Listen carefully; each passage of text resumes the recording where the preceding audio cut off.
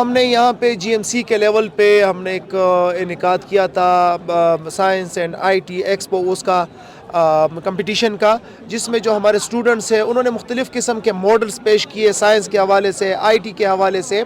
تو یہ ایک خوشائند بات ہے اور ہم چاہتے ہیں کہ جو ہمارے اسٹوڈنٹس ہیں وہ تھیوری کے ساتھ ساتھ جو ہے وہ پریکٹیکلی بھی چیزوں کو سمجھے اور آنے والے وقتوں میں جو ہے اس سے مستفید ہو. سر آپ نے اسٹیم کی بات کی تو اسٹیم ایجوکیشن کس طرح لانچ ہو رہا ہے اور کب ہو رہا ہے؟ یہ ہم نے ریفلیکٹ کیا تھا اے ڈی پی کے اندر، اور اے ڈی پی میں یہ ریفلیکٹ ہو چکا ہے. اس کے اوپر ہمارا تقریباً 90% ورکنگ مکمل ہو چکی ہے.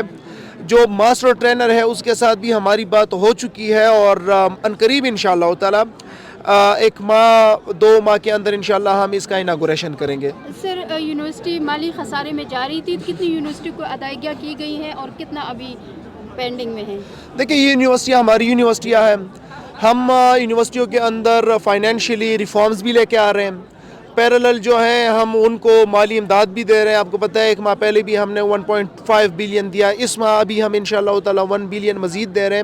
آگے بھی ہم دیں گے اسی فائنینشیل ایئر کے اندر، اور ہم کوشش کریں گے کہ ہم انشاءاللہ تعالی ان کو اس سے نکالیں. اس کے ساتھ ساتھ ہماری ایک کمیٹی بھی اس کے اوپر بنی ہوئی ہے جو کہ اس کے اندر ریگولر میٹنگ کر رہی ہے. تو انشاءاللہ تعالی دونوں سائڈ پہ ہم یونیورسٹیز کو بزنس ماڈلز بھی دیں گے، ان کو اپنے ریونیو کے اندر بھی اضافہ لائیں گے، اور پروونشل گورنمنٹ سے بھی ان کو ہم سپورٹ کریں گے. شکریہ. میرا خان صاحب وی سی کی تقرری کے حوالے سے جو جہاں پہ ضرورت ہے وی سی، آپ کو پتہ ہے کہ وائس چانسلرز کا ہم نے کر دیا تھا ایڈورٹیزمنٹ 25 جولائی کو. وہ پروسیس، وہ اپلیکیشن وغیرہ بھی آئی تھی، لیکن پھر انفارچونیٹلی اس کے اندر پھر کچھ لوگ ہائی کورٹ چلے گئے. اب وہ کیس سپریم کورٹ کے اندر ہے. پروونشل گورنمنٹ کی طرف سے، ایچ ڈی کی طرف سے کوئی ایشو نہیں ہے. سپریم کورٹ کی طرف سے جو بھی ڈیسیجن آئے گا اس کے مطابق انشاءاللہ تعالی وائس چانسلر تعینات ہو جائیں گے. Thank you.